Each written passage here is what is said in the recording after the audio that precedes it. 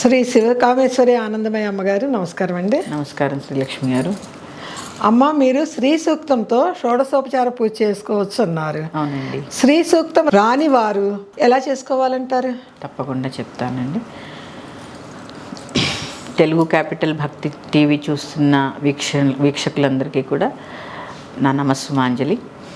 గురు బ్రహ్మ గురుర్విష్ణు గురుదేవో మహేశ్వర గురు సాక్షాత్ పరబ్రహ్మ తస్మై శ్రీ గురవే నమః. గురు బ్రహ్మ గురుర్విష్ణు గురుదేవో మహేశ్వర గురు సాక్షాత్ పరబ్రహ్మ తస్మై శ్రీ గురవే నమః.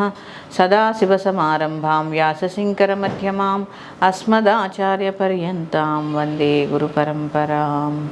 శివాయ గురవే నమః. శివాయ గురవే నమః. శివాయ గురవే నమః. శ్రీమాత్రే నమః.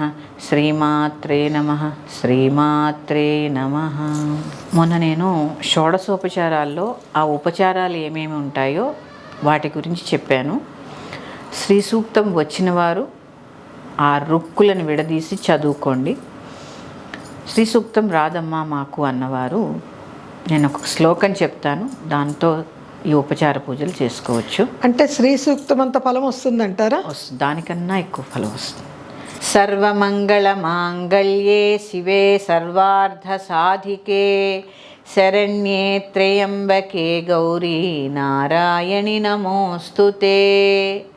ధ్యాయామి, మళ్ళీ శ్లోకము. ఆవాహయామి, మళ్ళీ శ్లోకము.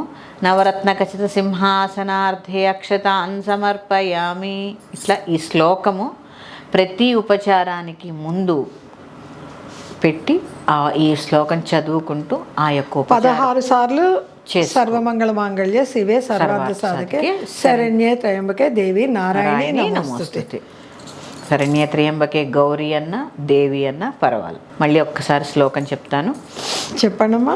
సర్వమంగళ మాంగళ్యే శివే సర్వార్థ సాధికే శరణ్యే త్రయంబకే గౌరీ నారాయణి నమోస్తుతే. ఈ శ్లోకాన్ని ఈ ఉపచార పూజలన్నిటికీ కూడా ముందు చదువుకుంటూ చక్కగా ఉపచార పూజలు అమ్మవారికి చేసుకోవచ్చండి.